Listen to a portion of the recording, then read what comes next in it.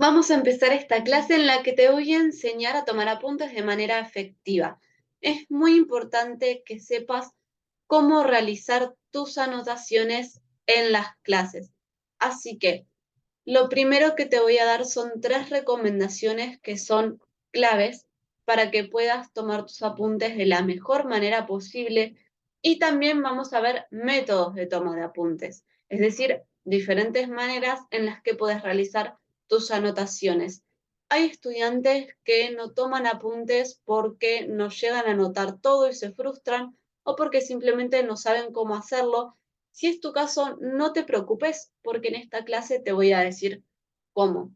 La primera recomendación que quiero hacerte es que lleves leído el tema que se va a explicar en la clase.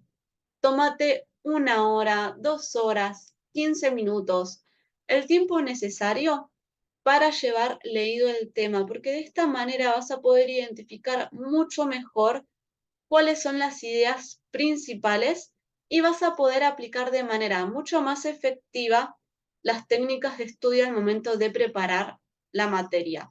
No es lo mismo resumir teniendo apuntes que te permitan ver cuáles son los conceptos más importantes que tenés que resumir y a qué se le da importancia que sin tenerlos. Así que llévate el tema leído antes de la clase. Si no sabes cómo organizarte para hacerlo, entonces ahí hay que trabajar en la planificación y en la organización. Pero es muy importante que leas los temas antes de las clases. La segunda recomendación que te doy es que no hay que anotar todo.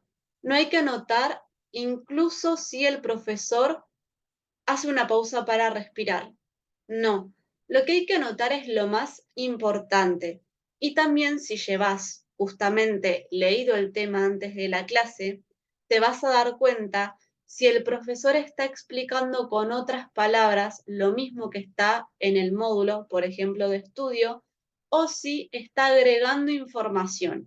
Si el docente agrega información a la que está en el módulo de estudio, entonces sí, hay que anotar lo más posible.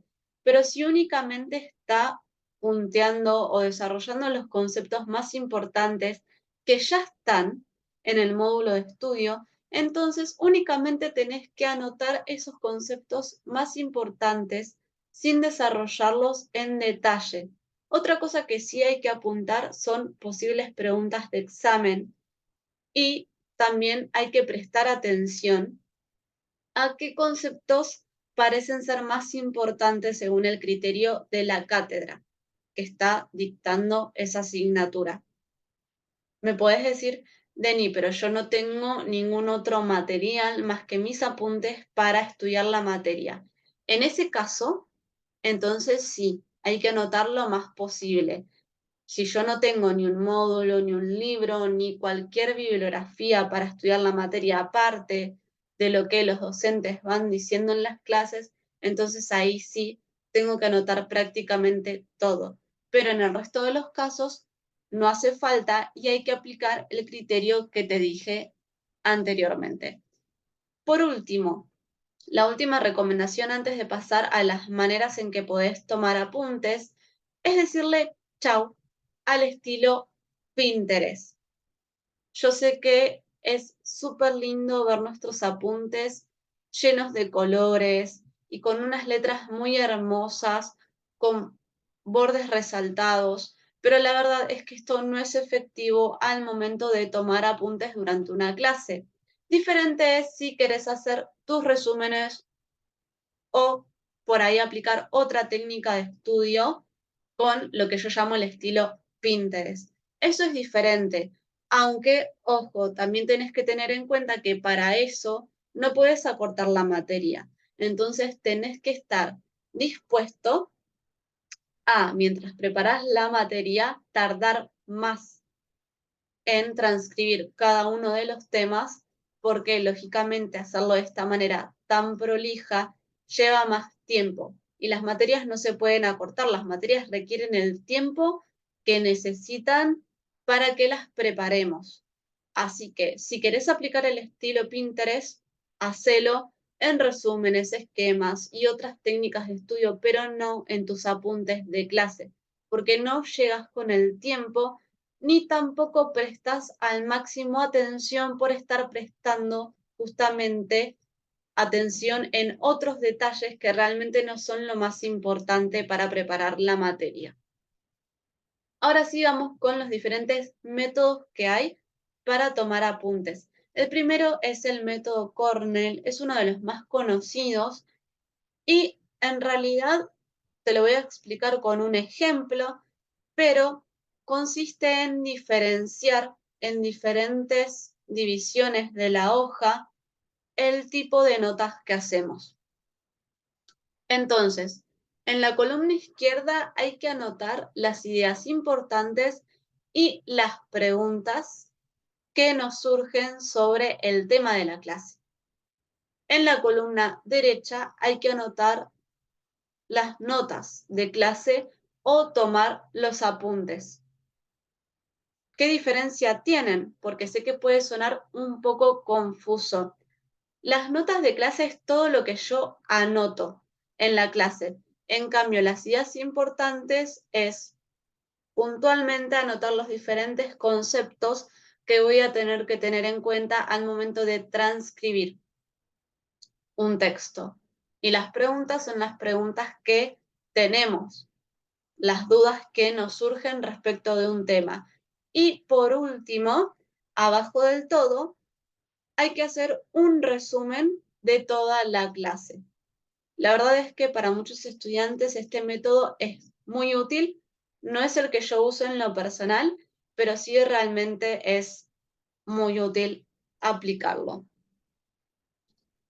El siguiente método es el método de la página dividida, que lo que hay que hacer es dividir la página en dos, anotar en la izquierda las ideas principales y en la columna derecha las ideas secundarias, es decir, en la columna izquierda las ideas más importantes y en la columna derecha las ideas que no son tan importantes. Este otro método, que es el outline, también es un método interesante. Yo te lo recomiendo de una manera diferente a la que está por ahí dando vueltas en internet, porque la verdad es que me parece más efectiva de esta forma.